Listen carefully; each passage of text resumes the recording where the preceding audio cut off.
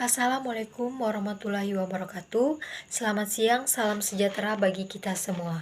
Perkenalkan, nama saya Miranti Pretisia dengan NPM 2056008. Di sini saya sebagai moderator akan memimpin jalannya diskusi pada siang hari ini.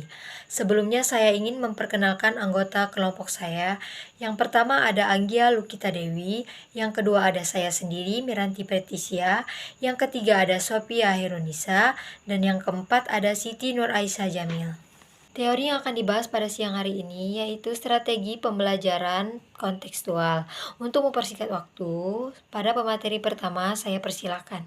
Assalamualaikum warahmatullahi wabarakatuh. Saya Sophia Khairunisa. Di sini saya akan menjelaskan tentang pengertian pembelajaran kontekstual. Kata kontekstual berasal dari kata konteks yang berarti hubungan konteks, suasana, dan keadaan konteks. Adapun pengertian CTL menurut tim penulis Debdiknas adalah sebagai berikut. Pembelajaran kontekstual adalah konsep belajar yang membantu guru mengaitkan antara materi yang diajarkan dengan situasi dunia nyata siswa dan mendorong siswa membuat hubungan antara pengetahuan yang dimiliki dengan penerapan dalam kehidupan mereka sehari-hari. Menurut Ellen B. Johnson tahun 2008 mengatakan pembelajaran kontekstual adalah sebuah sistem yang merangsang otak untuk menyusun pola-pola yang mewujudkan makna. Lebih lanjutnya, menurut Howey R. Kenneth tahun 2001 mendefinisikan CTL sebagai contextual teaching is teaching that enable learning in which students evolve their academic understanding and ability in a variety of in and out of a school context to solve simulation or real-world problem, both alone and with other. CTL adalah pembelajaran yang menunjukkan terjadinya proses belajar di mana siswa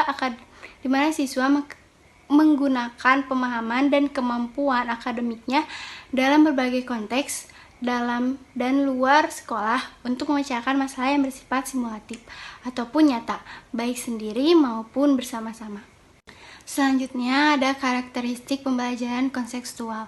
Yang pertama adalah melakukan hubungan yang bermakna atau making meaningful connection. Yang kedua ada melakukan kegiatan-kegiatan yang signifikan atau doing significant work. Yang ketiga ada belajar yang diatur diri sendiri atau self-regulated learning. Yang keempat ada bekerja sama atau collaborating. Yang kelima ada berpikir kritis dan kreatif atau critical and creative thinking. Yang keenam ada mengasuh atau memelihara pribadi siswa atau nurturing the individual. Yang ketujuh ada mencapai standar yang tinggi atau reaching high standard. Yang kedelapan ada menggunakan penilaian autentik atau using authentic assessment. Selanjutnya ada komponen dalam pembelajaran kontekstual. Yang pertama ada konstruktivisme, yaitu membangun pemahaman mereka sendiri dari pengalaman baru berdasarkan pada pengetahuan awal. Lalu ada pembelajaran harus dikemasi menjadi proses mengkonstruksi bukan menerima pengetahuan. Yang kedua ada proses perpindahan dari pengamatan menjadi pemahaman, lalu ada siswa belajar menggunakan keterampilan berpikir kritis. Yang ketiga ada questioning atau bertanya, kegiatan guru untuk mendorong membimbing dan menilai kemampuan berpikir siswa. Lalu ada bagi siswa yang merupakan bagian penting dalam pembelajaran yang berbasis inquiry. Lalu yang keempat ada learning communication atau masyarakat belajar. Sekelompok orang yang terkait dalam kegiatan belajar. Lalu ada bekerja sama dengan orang lain lebih baik daripada belajar sendiri. Lalu selanjutnya yang kelima ada modeling atau permodelan. Proses penampilan suatu contoh agar orang lain berpikir, bekerja, dan belajar. Lalu ada mengerjakan apa yang guru inginkan agar siswa mengerjakannya. Yang keenam ada reflection atau refleksi. Cara berpikir tentang apa yang telah kita pelajari atau mencatat apa yang telah kita pelajari. Yang ketujuh, ada authentic assessment atau penilaian yang sebenarnya. Mengukur pengetahuan dan keterampilan siswa. Lalu ada penilaian produk atau kinerja. Baik, di sini saya akan melanjutkan materi tentang prinsip-prinsip dalam pembelajaran kontekstual. Yang pertama ada prinsip saling bergantungan. Prinsip saling bergantungan mengajarkan bahwa segala sesuatu di alam semesta saling bergantung dan saling berhubungan. Dalam CTL, prinsip saling bergantungan mengajak para pendidik untuk mengenali keterkaitan mereka dengan pendidik lainnya, dengan siswa-siswa, dengan masyarakat, dan dengan lingkungan. Prinsip saling bergantungan mengajak siswa untuk saling bekerja sama, saling mengutarakan pendapat, saling mendengarkan untuk menemukan persoalan, merancang rencana, dan mencari pemecahan masalah. Dan prinsip yang kedua adalah prinsip pengaturan diri. Prinsip pengaturan diri menyatakan bahwa segala sesuatu diatur, dipertahankan, dan disadari oleh diri sendiri. Prinsip ini mengajak para siswa untuk mengeluarkan seluruh potensinya. Mereka menerima tanggung jawab atas keputusan dan perilaku sendiri, menilai alternatif, membuat pilihan, mengembangkan rencana, menganalisis informasi, menciptakan solusi, dan dengan kritis menilai bukti. Selanjutnya di sini ada pendekatan kontekstual dalam pembelajaran. Yang pertama ada problem basic learning, yaitu suatu pendekatan pembelajaran yang menggunakan masalah dunia nyata sebagai suatu konteks bagi siswa untuk belajar melalui berpikir kritis dan keterampilan pemecahan masalah dalam rangka memperoleh pengetahuan dan konsep yang esensi dari materi pembelajaran. Yang kedua, ada authentic instruction, yaitu pendekatan pengajaran yang memperkenalkan siswa untuk mempelajari konteks bermakna melalui pengembangan keterampilan berpikir dan pemecahan masalah yang penting di dalam konteks kehidupan nyata. Yang ketiga, ada inquiry basic learning, yaitu pendekatan pembelajaran yang mengikuti metodologi sains dan memberi kesempatan untuk pembelajaran bermakna. Yang keempat, ada project basic learning, yaitu pendekatan pembelajaran yang memperkenalkan siswa untuk bekerja mandiri dalam mengonstruksi pembelajarannya atau pengetahuan dan keterampilan baru dan mengkulminasikannya dalam produk nyata. Ada work basic learning, yaitu pendekatan pembelajaran yang memungkinkan siswa menggunakan konteks tempat kerja untuk mempelajari materi ajar dan menggunakannya kembali di tempat kerja. Yang keenam, ada service learning, yaitu pendekatan pembelajaran yang menyajikan suatu penerapan praktis dari pengetahuan baru dan berbagai keterampilan untuk memenuhi kebutuhan masyarakat melalui proyek atau tugas terstruktur dan kegiatan lainnya. Dan yang terakhir, comparative learning, yaitu pendekatan pembelajaran yang menggunakan kelompok kecil siswa untuk bekerja sama dalam rangka memaksimalkan kondisi belajar untuk mencapai tujuan belajar. Terima kasih. Baik, terima kasih kepada moderator. Untuk materi selanjutnya, kegiatan dan strategi pembelajaran kontekstual terbagi dalam 5 bagian. Yang pertama, pembelajaran otentik, yaitu pembelajaran yang memungkinkan siswa belajar dalam konteks yang bermakna, sehingga menguatkan ikatan pemikiran dan keterampilan memecahkan masalah-masalah penting dalam kehidupannya.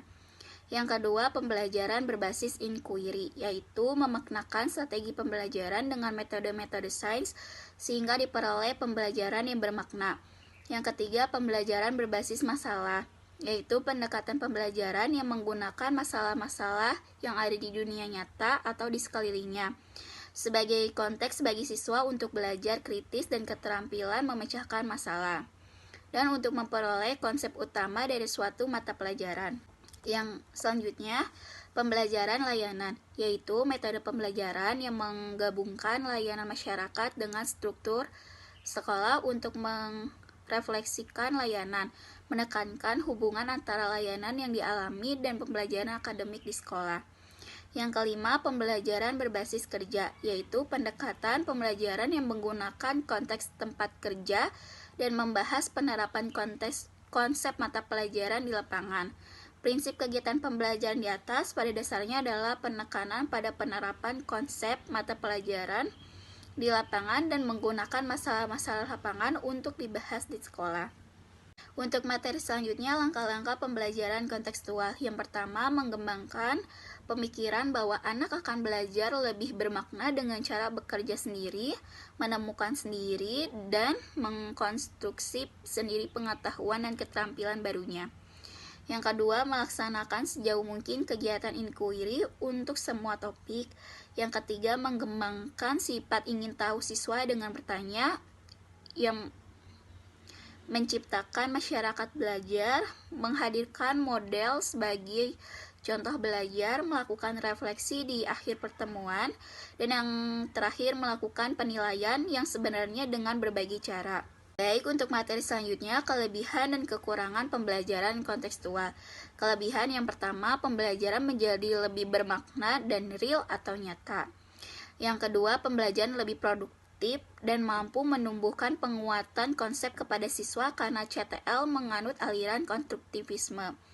Yang ketiga, kontekstual adalah model pembelajaran yang menekankan pada aktivitas siswa secara penuh, baik fisik maupun mental. Yang keempat, materi pelajaran dapat ditemukan sendiri oleh siswa, bukan hasil pemberian guru. Yang kelima, penerapan pembelajaran kontekstual bisa menciptakan suasana pembelajaran yang bermakna. Yang keenam, kelas dalam pembelajaran kontekstual bukan sebagai tempat untuk memperoleh informasi, tetapi sebagai tempat untuk menguji dan hasil temuan di lapangan. Kekurangan. Yang pertama, diperlukan waktu yang cukup lama saat proses pembelajaran kontekstual berlangsung. Yang kedua, jika guru tidak dapat mengendalikan kelas, maka bisa menciptakan situasi kelas yang kurang kondusif. Yang ketiga, guru lebih intensif dalam membimbing karena dalam CTL guru tidak lagi berperan sebagai pusat informasi. Yang keempat, memberikan kesempatan siswa untuk menemukan atau menerapkan sendiri ide-ide serta mengajak siswa menggunakan strateginya sendiri dalam belajar. Baiklah, kesimpulannya, berdasarkan pembahasan yang telah diuraikan, dapat disimpulkan pendekatan CTL atau Contextual Teaching and Learning merupakan suatu proses pembelajaran yang bertujuan untuk membantu siswa memahami makna materi pembelajaran yang dipelajari dengan cara mengkaitkan materi tersebut dengan konteks kehidupan mereka sehari-hari, sehingga siswa memiliki pengetahuan atau keterampilan yang secara fleksibel dapat diterapkan dari satu permasalahan konteks ke permasalahan konteks lainnya. Latar belakang muncul CTL berawal dari filsafat konstruktivisme yang mengatakan bahwa belajar bukanlah sekedar menghafal, akan tetapi proses mengonstruksi pengetahuan melalui pengalaman. Pengetahuan bukanlah pembelajaran dari orang lain, akan tetapi hasil konstruksi yang dilakukan oleh setiap individu. Selain itu, kemunculan CTL merupakan latar belakang oleh aliran psikologis kognitif yang mengatakan bahwa belajar merupakan proses yang melibatkan mental tidak tampak seperti emosi, minat, motivasi, kemampuan, dan pengalaman. Baiklah, saya akan menutup diskusi pada siang hari ini. Selebih dan kurangnya saya mohon maaf. Wabillahi taufiq wal hidayah. Wassalamualaikum warahmatullahi wabarakatuh.